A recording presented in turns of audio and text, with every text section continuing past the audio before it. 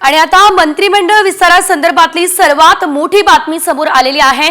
भाजपच्या वाट्यातील दोनच खाती भाजपने एकनाथ शिंदे याशिवाय अजित पवार यांना देण्याची तयारी दाखवली आहे। मुख्य म्हणजे ज्या खात्यांसाठी शिंदे अडून बसले तर ती खाती भाजप सोडणार नसल्याची माहिती सूत्रांनी दिली आहे। एकनाथ शिंदे गृहमंत्री पदासाठी कितीही आग्रही असले तरी गृहमंत्री पद शिवसेनेला मिळणार नाही आहे, तर नगर विकास खात्यावर सुद्धा शिवसेनेला पाणी सोडावं लागणार ही शक्यता आहे। तर भाजपच्या वाट्यातील महसूल शिंदेंना आणि गृहनिर्माण दादांना ही केवळ दोनच खाती देण्याची तयारी भाजपने दाखवली अशी माहिती विश्वसनीय सूत्रांनी दिली। सर्व मंत्र्यांची यादी दिल्लीमधून भाजप श्रेष्ठींकडून निश्चित केली जाणार आहे, त्यामुळे शिंदे आणि अजित पवार गटाची धाकधूक ही आता वाढली असल्याचं बघायला मिळतंय।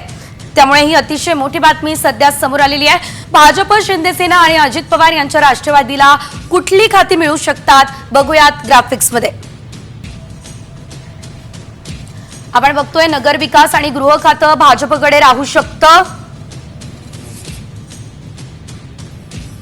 विधी आणि कायदा हे खातं सुद्धा भाजपकडे राहू शकतं। सामान्य प्रशासन आणि ग्रामविकास खातं सुद्धा भाजपकडे राहू शकतं। ऊर्जा, सार्वजनिक बांधकाम हे खातंही भाजपकडे राहण्याची शक्यता आहे, तर पर्यावरण आणि वन हे खातंही भाजपकडे राहू शकतं।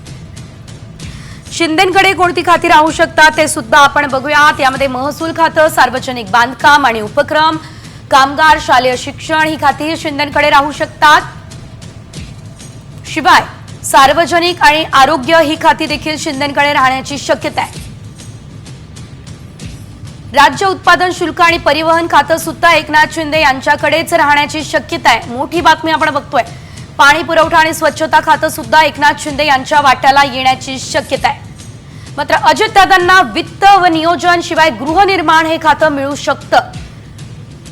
वैद्यकीय शिक्षण, अन्न आणि नागरी पुरवठा खातंही अजितदादांना पुन्हा एकदा मिळण्याची शक्यता आहे। खरं तर सध्या हे केवळ आपण शक्यता बघतोय। महिला आणि बालविकास खातंही अजितदादांना मिळू शकतं अशी शक्यता आहे, तर मदत आणि पुनर्वसन हे खातं सुद्धा अजितदादांच्या वाट्याला येण्याची शक्यता नाकारता येत नाही। तर अन्न आणि औषध प्रशासन खातं सुद्धा दादांच्याच वाट्याला जाणार असल्याचं कळत आहे।